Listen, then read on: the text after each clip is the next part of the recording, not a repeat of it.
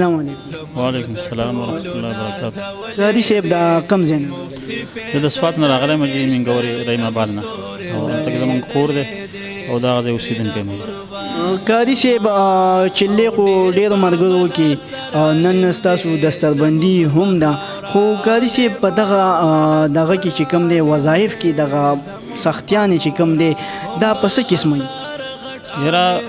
ماشاءالله د وظایفو خو چې دی هغه هر عامل کوي هر چې دی استاد یې ورکوي خو الحمدلله زموږ استاد چې زموږ له کوم راکړي دي نو دې کې زموږ ډېر زیات فایده وشو او ډېر زیات چې دی زموږ بیمار وو صحت زموږ خراب و موږ چې دی جومات کې امامتي وځم نو بې ممبر به زه ناست وم د خولې به مې یو خبر راخطا چې یو خبره مې کوله چې بله به راخطا دغه شان په مانځه به زه ودرېدم نو مانځه چې دی الفاظ به زما ټول ګډوډ ډېر سخت ترین چې دی سحر جادو په ما باندې الحمدلله د مفتي صاحب په دغه سره موږ وظایف شروع کړو د واتساپ چې دی او دغه سره رابطې وې په موبایل دغه باندې موږ د ویډیوګانې ول موږ وظایف شروع کړو الحمدلله. یاره 80% چې دی زما صحت چې دی ښه شوی دی او کور کې چې څومره چې دی مشکلات او څومره چې دی هغه پریشانیان وي بیماریان وي الحمدلله هغه چې دی په وطن کې دي تقریبا 80% دغه ختم شوي دي. قاری صاحب تاسو چې وی چې څنګه زه په ممبر ناست وم او په ما سختیانې وي او زه به هغې کې خطا کېدم هم آیا دغه سختیانې چې کوم دی او دغه پریشانیانې چې کوم دی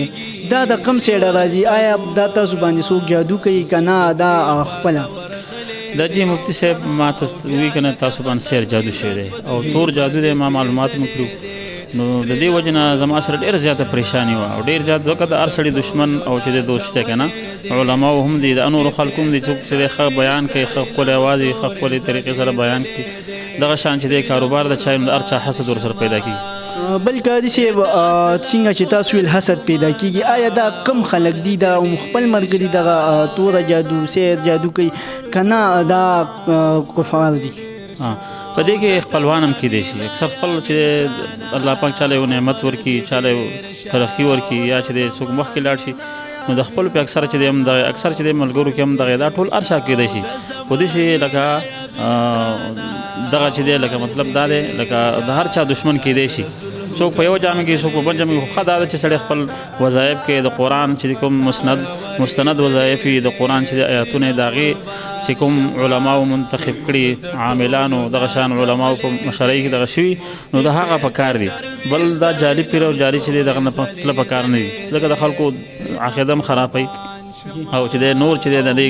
الټه چې دی په خلکو باندې اثرات کوي نو هغه عامل او هغه دغه تله په کار دي چې هغه مستندي د علماو په مشرۍ کې دغه د دنه چې د وظایف په کار دي چې د اصلي ډول په کار دي او بل دا قرآن چې دی ټول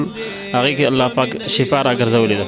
او د هر انسان دپاره شفا دنیاوي او اخروي دواړه پیدې دي نو چې مونږ چې دی د قرآن چې کوم وظایف وي کوم چې دی علما مونږ ته ښایي په هغې طریقې باندې خپل وظایف وکړو انشاءالله د دنیا د آخرت دواړه پیدا به زمونږ.